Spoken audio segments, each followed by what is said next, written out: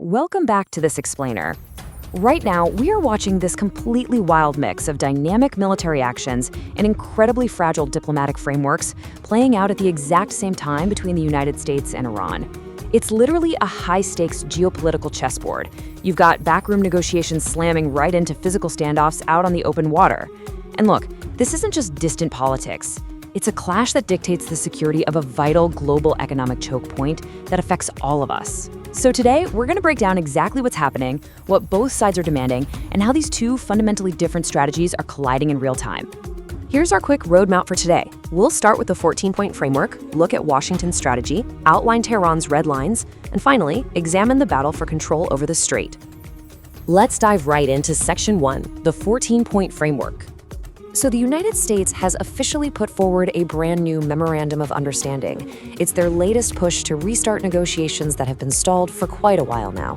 And at the heart of this proposed framework is the number 30. It's designed to carve out a strict 30-day period dedicated entirely to negotiation and diplomacy. Think of it like a countdown clock, a tight window of opportunity to cool tensions and find some common ground. As we speak, this precise 14-point document is sitting in Tehran, where Iranian leadership is actively reviewing the terms. Now remember, direct talks actually wrapped up weeks ago. They aren't sitting face to face.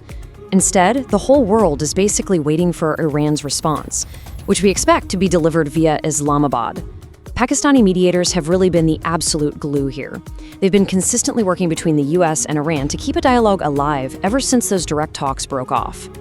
Moving right along to Section 2, Washington's strategy. The U.S. administration is leaning into a pretty predictable pattern here, blending really heavy military claims with sudden diplomatic openings. To get a sense of Washington's confidence right now, just look at this exact number, 159. The U.S. president recently claimed that Iran has been severely weakened, both economically and militarily. Specifically, he stated that an Iranian navy of 159 ships has been completely blown to pieces. The administration's view is that this immense military pressure has left Iran in a position where they, frankly, really want to make a deal. And because of that, you've got sheer optimism projecting directly from the Oval Office. The U.S. president has been out there publicly stating that there's been great progress over a recent 24-hour period. He's projecting total confidence that a deal to end the conflict is very possible and totally within reach.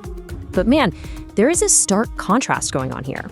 On one side of the ledger, Washington has actually paused military actions to leave room for these talks. They ended the military campaign known as Epic Fury, and they paused Project Freedom, which involved escorting ships through the Strait of Hormuz. But then on the other side, you've got the U.S. president simultaneously hopping onto platforms like Truth Social to issue threats of overwhelming force, literally warning that the U.S. will start bombing again if arbitrary deadlines aren't met. So what's really happening? This dual approach is the absolute textbook definition of Washington's maximum pressure strategy. You publicly escalate tensions, you set hard, arbitrary deadlines backed by threats of force, but you intentionally leave a narrow window open for diplomacy. The entire goal here is to leverage that perceived military dominance to squeeze major concessions out of the other side. Let's flip the perspective for Section 3, Tehran's red lines. While Washington is hunting for concessions, Tehran has spent the past few weeks hardening its stance around some very specific boundaries. First and foremost, they fiercely defend their right to a peaceful nuclear program, and they categorically refuse to hand over their stockpile of highly enriched uranium to their adversaries. Beyond the nuclear file, they are digging in on their territorial sovereignty and their military positions in the region. Furthermore, they are actively urging neighboring Gulf states to stop relying on U.S. bases. Tehran argues that the American military presence isn't stabilizing the region, it's actually a source of insecurity. Ultimately, Tehran has slapped a massive condition on that U.S. proposed 14-point framework. They're saying, look, this cannot just be a temporary pause. For Iran to sign on, this agreement has to fully and completely end the war, and it must be backed by ironclad guarantees that the conflict won't ever happen again. Which brings us to our final section, control over the strait. This is where the abstract world of diplomacy just crashes violently into physical reality. While diplomats are passing notes through Islamabad, a very real battle for control is raging in the critical waterway of the Strait of Hormuz. Despite everyone hoping for that 30-day diplomatic window, dynamic military actions are still happening at a rapid pace. Just look at this recent incident reported by U.S. Central Command. An Iranian-flagged oil tanker named the Hasna tried to breach the naval blockade in international waters. After the crew supposedly ignored repeated warnings, a U.S. F-18 fighter jet fired on the vessel in the Gulf of Oman. They successfully disabled its rotor and stopped it from reaching an Iranian port. And guys, this marks at least the second time U.S. forces have recently disabled vessels linked to Tehran. Well, in direct retaliation for those escalating measures by the U.S. Navy, Iranian leadership made a bold countermove. Iranian negotiator Mohammad Bagher Khalibaf stepped up and announced that a completely new equation is being implemented on the ground. To back it up, Iran officially released a map of geographical control, effectively declaring a new administrative regime and asserting total authority over the waterway. Let's look at exactly what this new protocol entails, because it's a huge deal. Iran's Revolutionary Guard, the IRGC Navy, has stated the strait is open, but only under their strict mechanisms now. Any passing vessel has to fully coordinate with the IRGC and the Persian Gulf Authority to use designated safe corridors. But here is the most striking part. Vessels are now required to make transit payments specifically in Iranian currency. And if your country is involved in the war, Iran demands mandatory payments for war damages before they even grant a transit permit. It is a highly calculated strategy to guarantee toll revenue for war reparations.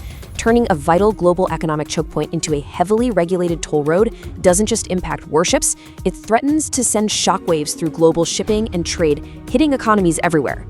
So, as we wrap up this explainer, we are left staring at a massive contradiction. On one hand, we have the 14-point framework and mediators working tirelessly to secure a 30-day window of peace.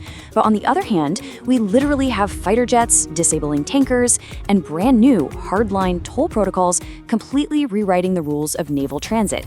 We have to ask, can 30 days of whispered diplomacy in Islamabad actually disarm a physical, kinetic standoff in one of the world's most critical waterways? Or are we just watching the countdown clock to an even deeper conflict? Thank you so much for joining me on this explainer. Definitely keep paying attention because this situation on the water is shifting by the hour.